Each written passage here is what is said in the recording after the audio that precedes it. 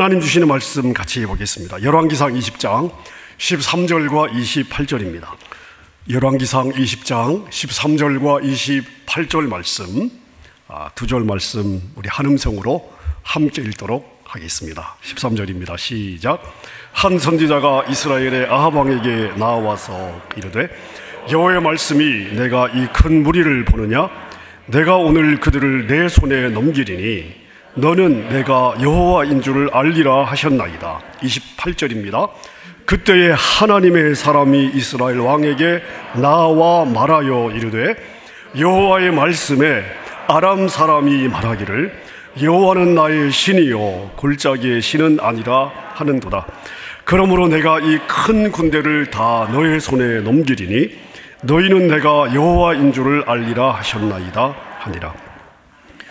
오늘 본문은 열왕기상 20장 1절부터 30절까지인데요. 본문이 길어서 두 절만 읽고 말씀 가운데 저희가 계속해서 진행에 따라서 본문의 말씀을 읽도록 하겠습니다. 창세기 1장 1절이 이렇게 시작을 하고 있죠. 태초에 하나님이 천지를 창조하시니라. 하나님이 온 천지를 만드셨으면 하나님의 관심은 당연히 모든 민족, 모든 국가, 이 땅 전체가 될 것입니다. 그러다가 창세기 11장 뒷부분으로 가면 한 사람 아브라함에게 초점을 맞추는데요.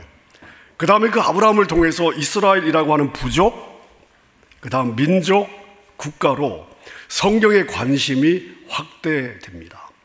그러다가 갑자기 애굽이라고 하는 그 당시 가장 큰 강대국이 무대로 또 등장하기도 하지요. 그래서 성경은 이렇게 이 우주적인 어떤 일들을 다루기도 하고 한 개인을 다루기도 하지요. 좁은 지역에서 일어나는 일들을 관심을 두기도 하다가 국제적인 일들을 다루기도 하십니다. 저희가 지난 열왕기상 19장에서 호렙산으로 도망갔던 엘리야에게 하나님께서 하셨던 말씀을 다루어 보았습니다. 기억나십니까? 엘리야의 온통 관심은 누구였습니까? 아합과 이세벨이었습니다. 이 두 사람이 모든 문제의 근원이다. 어떻게 하면 이 두 사람을 어떻게 좀 할 수 없을까? 온통 아합과 이세벨을 쫓아가는 관심이 거기에 온통 집중되어 있는 이 엘리야에게 하나님께서 뭐라고 말씀하십니까? 엘리야야, 괜찮아, 걱정하지 마. 그냥 우리 판을 아예 갈아엎자. 하나님은 판을 갈아엎자고 엘리야에게 제안을 하시죠. 여러분, 참 우리 하나님은 멋진 하나님인 줄로 믿습니다. 그리고 이제 19장에서 이어지는 20장을 보면 20장은 어떻게 전개가 되고 있을까요? 1절을 제가 한번 읽어보겠습니다. 아람의 벤하닷 왕이 그의 군대를 다 모으니 왕 32명이 그와 함께 있고 또 말과 병거들이 있더라. 이에 올라가서 사마리아를 에워싸고 그곳을 치며. 아람의 벤하닷 왕이 군대를 거느리고 이스라엘을 치러 올라오는 장면을 다루고 있습니다. 17장부터 19장까지는 누가 주인공입니까? 아합 왕과 엘리야 선지자의 대결. 아합과 엘리야가 주로 주인공으로 등장을 했습니다마는 20장에서는 당시 강대국이었던 아람의 이야기가 전개되고 있습니다. 그리고 17, 18, 19장에서 주된 역할을 했던 엘리야는 20장에서는 한 번도 언급이 되지 않습니다. 사라지는 거예요. 20장에서는. 그렇다고 이 20장에 중요한 내용이 없는 것이 아닙니다. 이스라엘의 생존과 관련된 위기가 등장하게 되는데요. 그 당시 이 고대 근동, 중동 지역의 강자였던 아람 제국이 두 번이나 이스라엘을 침공해 오게 됩니다. 그 당시 아람의 왕 이름이 벤하닷이었는데 이 왕이 군대를 거느리고 이제 쳐들어와서 아합에게 사신을 보냈습니다. 3절 말씀입니다. 3절 함께 읽겠습니다. 시작.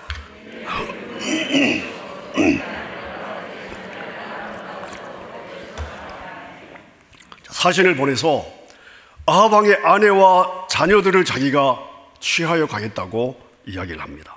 여러분, 이 베나닷 왕이 얼마나 무시무시한 왕이었는지 아합 왕이 어떻게 대답을 하고 있습니까? 4절입니다.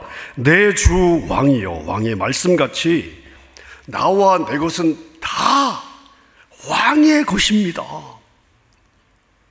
여러분, 재산만 넘겨도 뒤집어지는데 아내와 자식들을 다 데려가겠다는 겁니다. 뭐 좋게 데려가는 거 아니잖아요. 끌고 가겠다는 거 아닙니까? 자, 그런데 찍소리도 못하고 그렇게 하시라고 이렇게 아합 왕이 대답을 하고 있습니다. 자, 아람 왕의 위세가 그 당시에 어느 정도였는지 감을 잡으실 수가 있으시겠죠? 자, 그런데 이걸로 끝이 아닙니다. 베나닷 왕이 다시 사람을 보내서 그 다음에 뭘 요구하냐면요, 자, 내가 얼마 전에는 너희의 아내들과 자식들을 다 데려간다고 했는데 내가 그걸로 만족이 안 돼.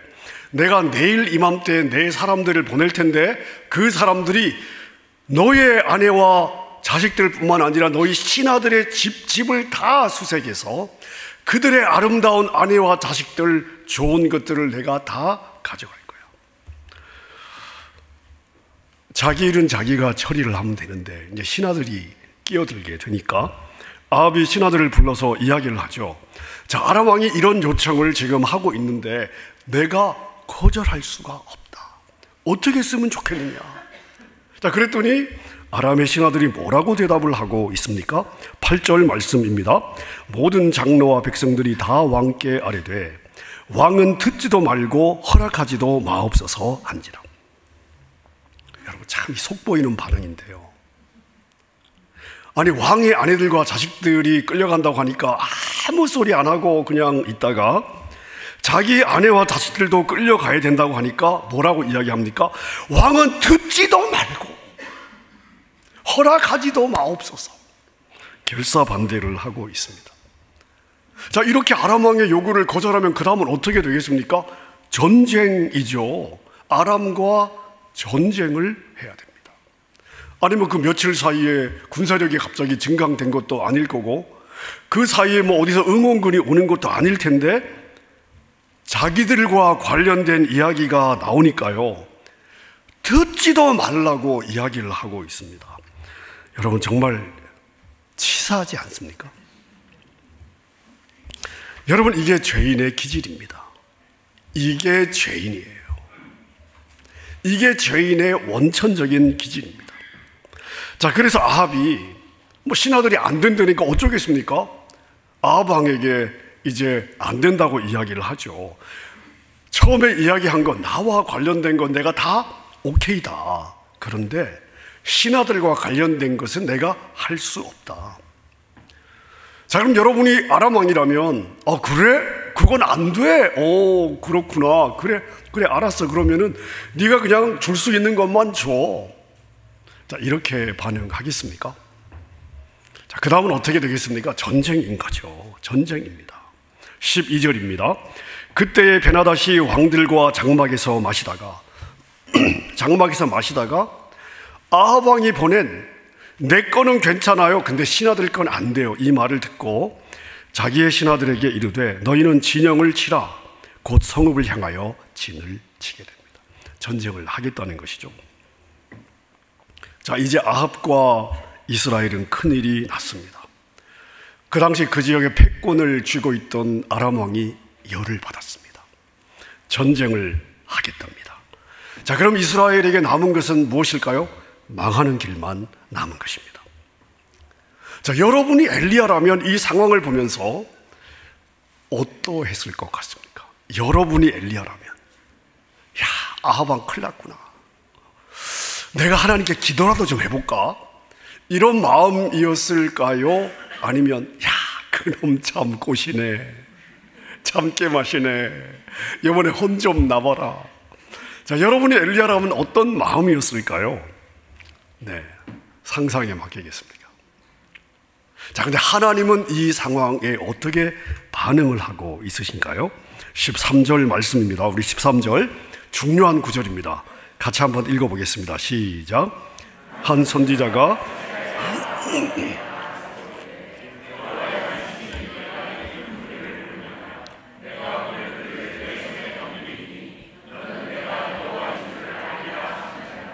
아멘.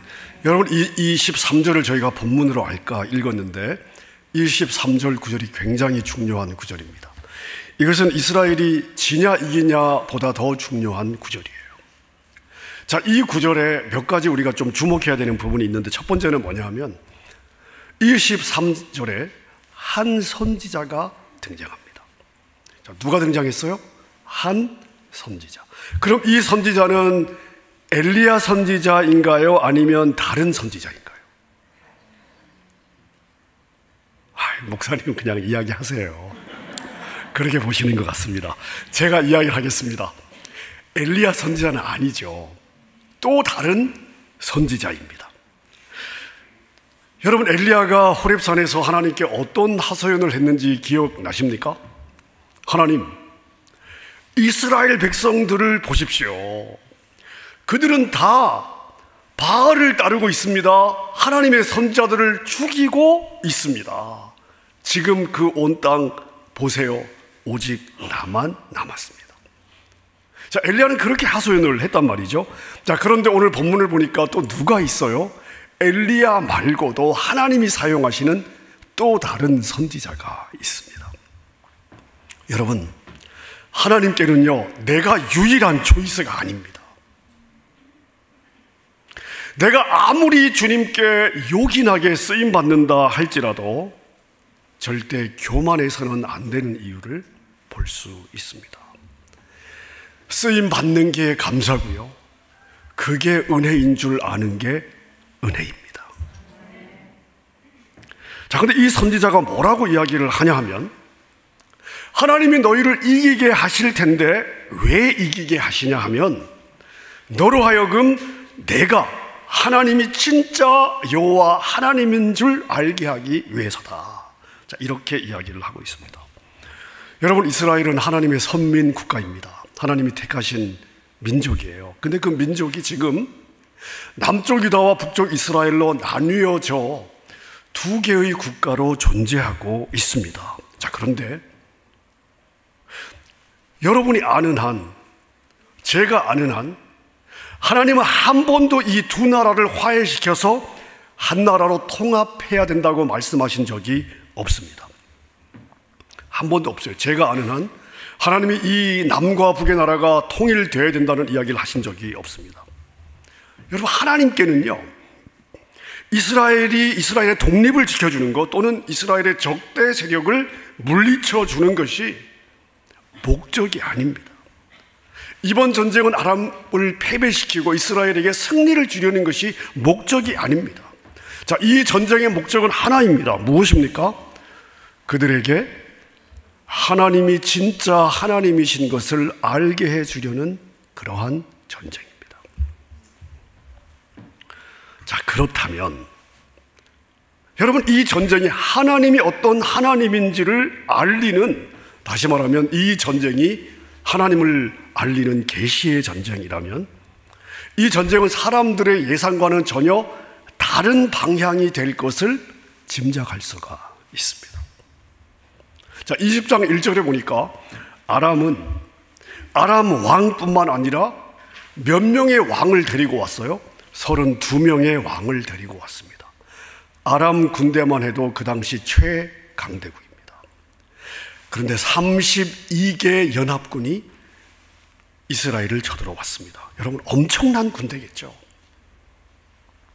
자, 이러한 연합군을 대항하는, 승리를 주시겠다고 약속하시는 그 하나님의 대안은 무엇일까요? 자, 14절과 15절입니다. 아합이 이르되 누구를 통하여 그렇게 하시리이까? 대답하되 여호와의 말씀이 각 지방 고관의 청년들로 하리라 하셨나이다. 아합이 이에 각 지방 고관의 청년들을 계수하니 232명이요 그 외의 모든 백성 곧 이스라엘의 모든 자손을 계수하니 몇 명이요? 7,000명이더라. 자, 아람의 연합군은요 32개 연합군입니다.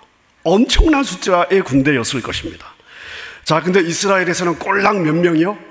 백성 7,000명에 고관의 자녀 232명은, 이 사람들은 군인이 아니에요. 군사훈련을 받은 장군들이 아닙니다. 그냥 귀족의 자제일 뿐입니다. 232명. 그러니까 다 통틀어도 몇 명이에요? 7,232명입니다.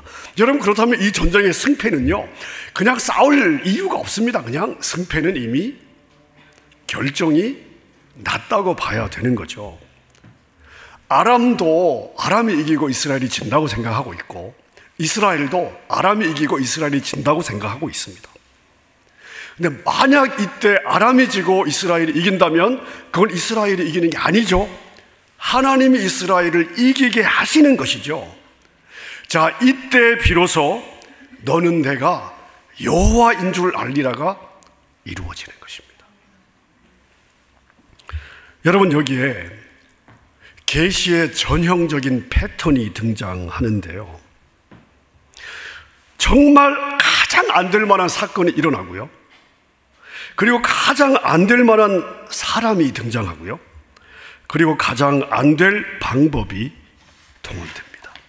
결과는 돼요. 여러분, 이게 계시의 전형적인 패턴입니다. 도무지 이스라엘이 아람을 이길 수 없는 상황입니다. 아람의 군대와 비교할 수 없는 군인의 숫자입니다. 너무나 어이없게 승리하게 되는 거죠. 자, 전쟁이 어떻게 전개되었을까요? 16절, 19절, 20절을 제가 읽겠습니다. 16절입니다. 그들이, 이스라엘의 군인들이 정오에 나가니 베나닷은 장막에서 돕는 왕 32명과 더불어 마시고 취한 중이라. 19절, 각 지방 고관의 청년들과 그들을 따르는 군대가 성읍에서 나가서 각각 적군을 쳐 죽임에 아람 사람이 도망하는지라. 이스라엘이 쫓으니 아람 왕 베나닷이 말을 타고 마병과 더불어 도망하여 피하니라. 누가 이겼습니까? 이스라엘이 이겼습니다. 자, 말도 안 되는 이러한 결과에 대해서 이 베나닷과 함께 했던 32명의 왕들도 어이없어하고, 이스라엘 고관의 아들들과 백성들도 이겼지만 황당합니다. 여러분, 이게 계시 전쟁의 특징이에요. 이걸 통해서 우리는 뭘 해야 되는 거죠?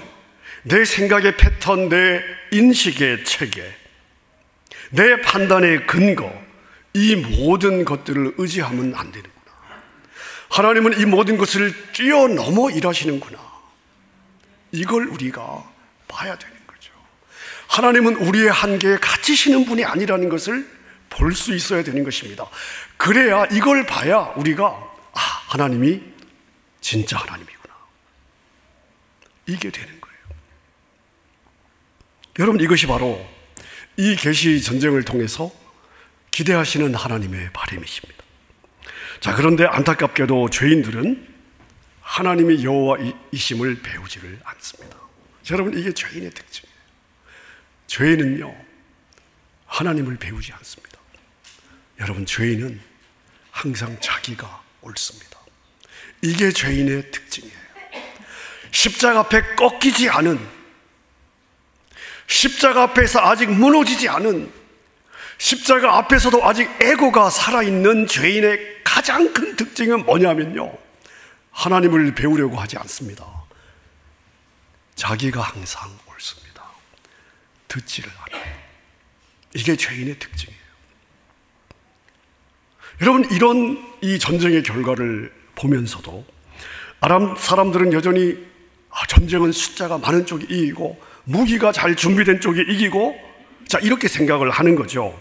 지난번 전쟁은 왜 졌어요? 자기들이 술에 좀 취해 있어서 방심을 한 겁니다. 자, 잘 준비하면 이길 수 있습니다. 자, 이렇게 생각을 하는 것입니다. 자, 그래서 아람은 다시 전쟁 준비를 하게 됩니다.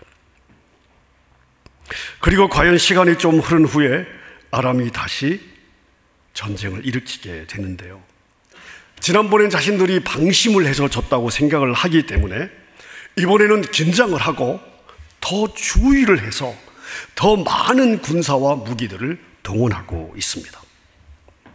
자, 아람 왕에게 조언을 주는 군사들, 다시 말하면 이제 전략가들이죠. 어떻게 아람 왕에게 조언을 하고 있는가? 24절, 25절입니다. 왕은 이 일을 행하실지니 곧 왕들을 제하여 각각 그곳에서 떠나게 하고 그들 대신에 총독들을 두시고 또 왕의 잃어버린 군대와 같은 군대를 왕을 위하여 보충하고 말은 말대로 병거는 병거대로 보충하고 우리가 평지에서 그들과 싸우면 반드시 그들보다 강하리이다. 왕이 그 말을 듣고 그리하니라. 군사의 숫자, 지리적인 장단점, 무기까지 다 고려하고 있습니다. 모든 지혜를 총동원하고 있습니다. 모든 대책을 하나하나 다 따져보면서 준비하고 있습니다. 다시 말씀드리면 인간이 할 수 있는 최상의 준비를 하고 있는 것입니다. 그뿐이 아닙니다. 자, 이것 위에 더해서 종교적인 사고방식까지 개입하고 있습니다. 23절 말씀입니다.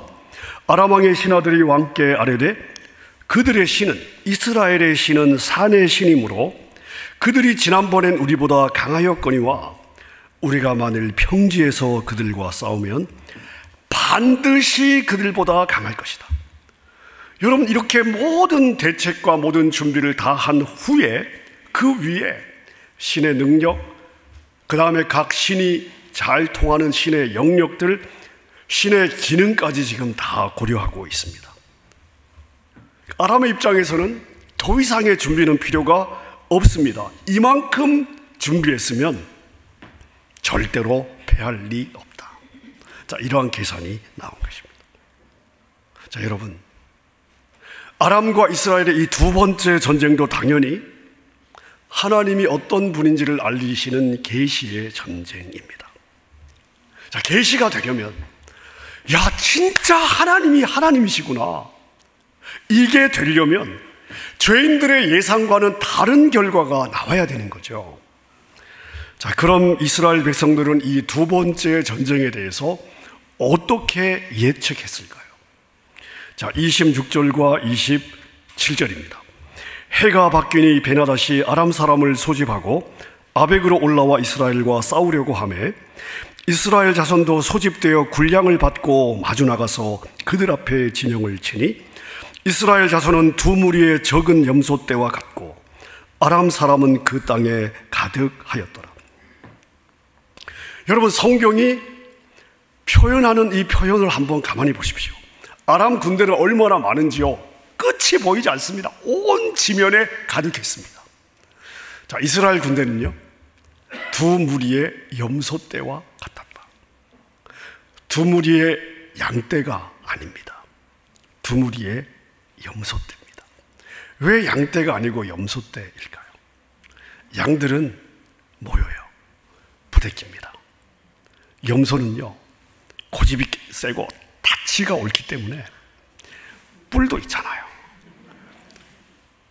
염소는요, 워낙 치고 받습니다.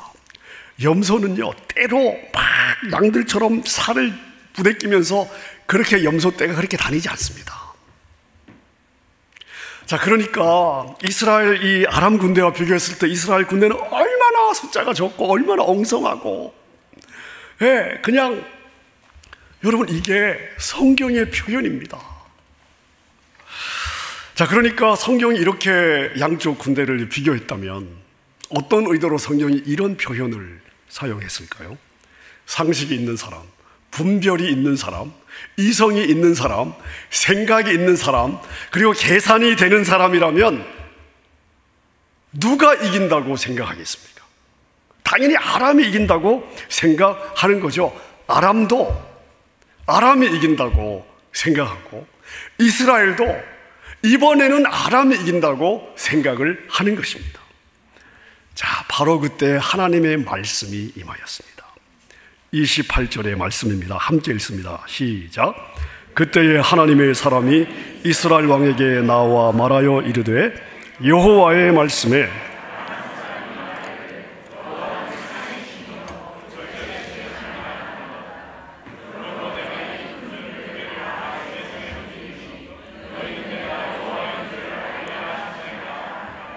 아멘. 여러분, 전쟁이 끝나면 대부분의 사람들은 누가 이겼냐? 우리가 이겼으면, 야, 이겼구나, 우리가 이겼구나. 대부분의 사람은 승리한 사실에 감격합니다. 하지만 하나님의 의도는 승리 자체가 아니에요. 하나님의 관심은요, 내가 그 승리를 통해 하나님을 하나님으로 인식하느냐, 하나님을 배웠느냐에 있습니다. 자, 전쟁은 어떻게 되었을까요? 당연히 누가 이겼을까요? 이스라엘이 이겼습니다. 자, 29절과 30절 제가 읽어보겠습니다. 진영이 서로 대치한 지 7일이라 일곱째 날에 접전하여 이스라엘 자손이 하루에 아람 보병 10만 명을 죽이매 그 남은 자는 아벡으로 도망하여 성읍으로 들어갔더니 그 성벽이 그 남은 자 2만 7천 명 위에 무너지고 베나닷은 도망하여 성읍에 이르러 골방으로 들어가니라. 여러분 궁금하지 않으십니까?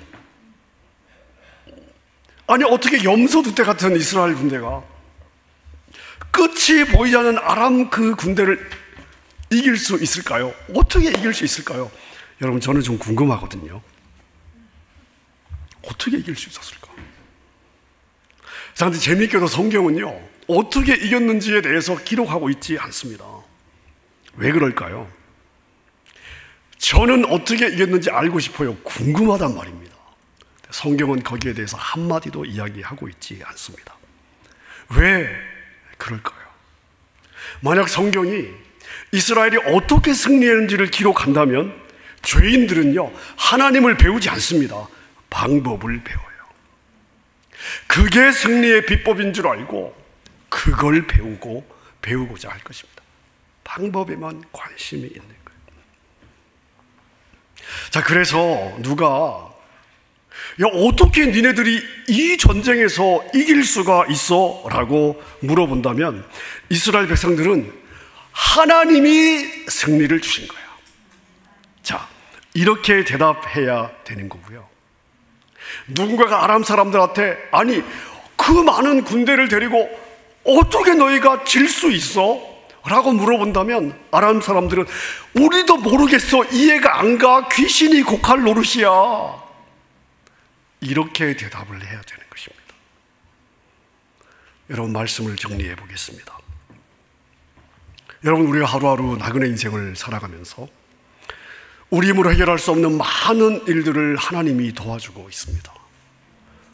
내가 느끼든 느끼지 않든 하나님이 내 가는 길들을 평탄케 하시고 나와 동행하시면서 내 걸음을 지켜주고 있으십니다. 근데 우리는 해결된 사실, 내 삶이 평안하다, 거기에 초점을 두시면 안 돼요. 나와 동행하시는 하나님이 계신 사실을 봐야 되는 것입니다. 여러분, 우리의 하나님은 도무지 이길 수 없는 전쟁에서 도무지 말도 안 되는 방법으로 승리를 주시는 분이십니다. 도무지 내가 어쩌지 못하는 그러한 불가능한 상황에서 도무지 내가 어떻게 이 고비를 넘어갔을까, 내가 이해가 안 되게끔, 내가 이해가 안 되는 방법으로 하나님이 나를 이끌어 가시는 거예요. 그런 하나님의 손길 때문에 저와 여러분들이 오늘 이 자리까지 오게 된 것이 아닙니까? 더군다나 여러분 같으면 우상 숭배 모델이라 할 수 있는 아합이 이렇게 곤경에 처해 있는데요, 여러분 같으면 돕고 싶으시겠습니까? 저 같으면 안 돕습니다. 그냥 막판까지 한번 가보라고, 고생 좀 해보라고, 마음 좀 졸여보라고, 아마 그럴 것 같습니다. 자, 근데 여러분 보십시오. 우리 하나님은 그래도 자기 백성들이니까 이렇게까지 챙기지 않으십니까? 여러분, 이게 바로 우리를 향한 하나님 아버지의 마음입니다. 하물며 너희일까 보냐, 하물며 너희일까 보냐. 여러분, 그렇기 때문에 하나님의 은혜가 우리와 함께하는 동안에 우리는 하나님을 배워야 되는 것입니다. 하나님이 나의 하루하루와 동행하고 계시다는 사실, 하나님이 나의 하루하루 내 삶을 지켜주신다는 사실, 하나님이 나와 함께 걸어가고 있다는 이 사실을 우리가 배워야 되겠습니다. 그래서 삶을 보는 관점이 바뀌어야 되고요, 삶을 대하는 태도가 바뀌어야 되고요, 삶을 살아가는 원리 자체를 하나님 중심으로, 말씀 중심에 세워야 되는 것입니다. 이것을 오늘 본문의 표현으로 표현하자면 너희는 내가 여호와인 줄 알아야 할지니라. 아멘입니까? 여러분의 매일매일의 삶 가운데 여러분의 여호와 하나님이 참 하나님을 배워가는 여러분의 삶이 될 수 있기를 우리 주님의 이름으로 축원합니다. 함께 우리 찬양하겠습니다. 보이지 않으나 일하시는 하나님, 보이지 않으나 동행하시는 하나님, 보이지 않으나 나와 함께 하시는 하나님, 나의 등 뒤에서 나를 도우시는 하나님, 이 찬양이 바로 그런 하나님을 노래하고 있습니다. 일어나 걸어라. 여러분 자신을 향해, 여러분을 향한 하나님의 마음을 붙잡으시고 여러분을 향해 선포하는 찬양이 되었으면 좋겠습니다. 함께 우리 찬양하겠습니다.